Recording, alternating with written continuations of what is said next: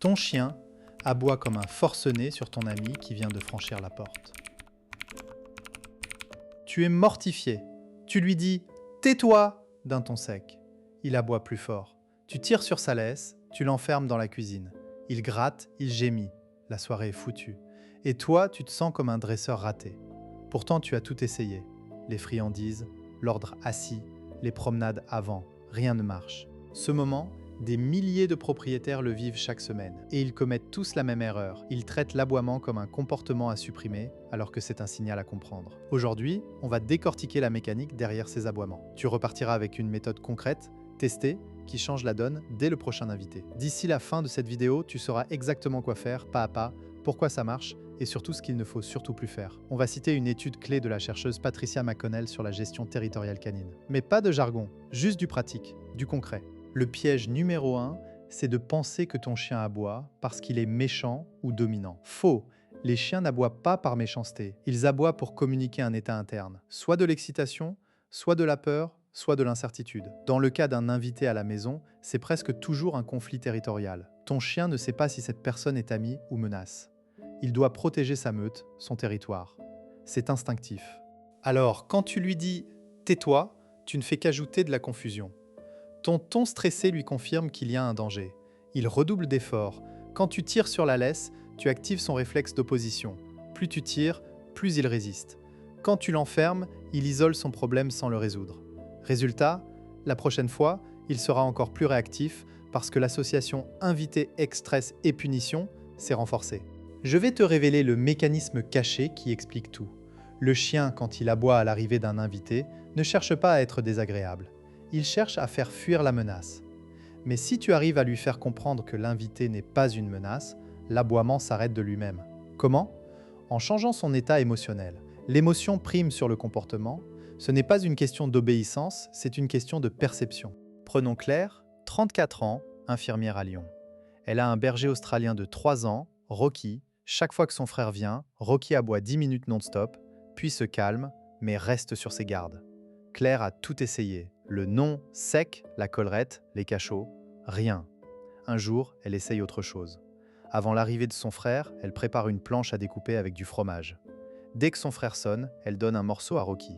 Pendant que son frère entre, elle continue de donner des petits morceaux un par un, sans dire un mot à Rocky. Le chien est concentré sur le fromage. Il n'aboie pas. Au bout de 2 minutes, il lèche la main du frère. Claire lui donne un ordre couché, récompense, et la soirée se passe normalement. La fois suivante, elle réduit le fromage, puis le supprime. Aujourd'hui, Rocky accueille son frère en remuant la queue. Ce qui s'est passé? Claire a utilisé le principe de contre-conditionnement, associer l'arrivée de l'invité à quelque chose de positif, le fromage, et non plus à une menace. Le chien n'a pas eu le temps d'entrer dans son schéma d'aboiement parce que son cerveau était occupé à anticiper la récompense. Ensuite, elle a introduit un ordre simple pour ancrer le calme. Décoder les signaux de ton chien. Regarde ses oreilles, sa queue, sa posture. Si les oreilles sont en arrière, queue basse ou entre les pattes, c'est de la peur. Si les oreilles sont dressées, queue haute et raide, c'est de l'excitation territoriale. La méthode diffère légèrement, mais le principe reste, changer l'émotion. Si c'est de la peur, il faut aller plus doucement, peut-être même faire entrer l'inviteur progressivement. Si c'est de l'excitation, il faut rediriger l'énergie vers une tâche, assis, couché ou prendre un jouet. Les conséquences de mal gérer ça, c'est une escalade. Le chien devient de plus en plus réactif. Toi, tu deviens de plus en plus stressé à l'idée de recevoir du monde. Certains propriétaires finissent par ne plus inviter personne. Ou alors ils laissent le chien enfermé pendant toute la visite, ce qui crée de la frustration. Dans tous les cas, la relation humaine-chien se dégrade. Le chien ne comprend pas pourquoi il est puni. Toi, tu perds patience. Voici 3 techniques concrètes. Technique numéro 1, la redirection alimentaire anticipée. Tu prépares des friandises de haute valeur, fromage, saucisses, poulet. Avant que l'invité ne franchisse la porte, déjà donne un morceau. Quand l'invité entre, continue de donner un morceau par seconde environ en parlant calmement à ton chien. Au bout de 30 secondes, arrête progressivement. Si le chien aboie, tu repars en arrière. Plus de friandises, mais tu ne punis pas. Tu répètes jusqu'à ce que le chien associe l'arrivée à la joie de la récompense. Exactement comme Claire avec Rocky. Technique numéro 2, le tapis de camp. Tu apprends à ton chien un lieu de repos, un tapis, un coussin, où il doit aller et rester. Tu l'entraînes séparément. Puis, quand l'invité arrive, tu envoies ton chien sur le tapis avant qu'il n'aboie. Tu récompenses le fait d'y rester. Si le chien se lève, tu le ramènes sans colère. Cela donne un point d'ancrage à ton chien, il sait quoi faire. Exemple, tu dis au tapis d'une voix joyeuse, tu donnes une friandise. Puis tu salues l'invité. Si ton chien bouge, tu le ramènes. Avec de la pratique, il ira tout seul. Technique numéro 3. Le signal de non-menace. Humain debout qui regarde le chien dans les yeux Eik, menace. Demande à ton invité d'ignorer totalement le chien. Pas de regard, pas de parole, pas de main tendue. Il peut même s'asseoir et détourner le corps. Le chien, voyant que la personne n'est pas intéressée, se désactive. C'est exactement ce que fait la meute. Le leader ignore les membres inférieurs. Tu combines ça avec les friandises et l'effet est encore plus rapide. Oui, mais mon chien est trop excité et il ne prend même pas la friandise quand l'invité arrive. Dans ce cas, le seuil de réactivité est dépassé. Tu dois alors gérer l'invité à distance. Fais-le entrer, toi tu tiens ton chien en laisse et tu restes à distance même dans le jardin, jusqu'à ce que ton chien se calme.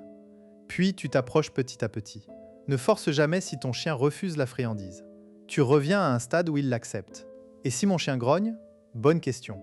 Le grognement, c'est un signal clair. Il a peur et peut mordre. Ne le réprimande jamais pour ses grognements. Tu retires l'invité. Tu consultes un comportementaliste. Les techniques ici sont pour des aboiements de bienvenue ou d'excitation, pas pour une agression. Conclusion. Ton chien n'aboie pas pour t'embêter. Il aboie parce qu'il ne sait pas gérer la situation. À toi de lui fournir un cadre clair. Prépare les friandises, entraîne le tapis, demande à l'invité de ne pas fixer ton chien. Et surtout, arrête de le punir pour ses aboiements. Change son émotion et le comportement suivra. Si tu as aimé cette approche scientifique et pratique, abonne-toi pour ne pas manquer les prochaines vidéos. Active la cloche pour recevoir les notifications. Et toi, quelle est ta technique pour les invités? Raconte en commentaire, j'ai hâte de lire ton expérience.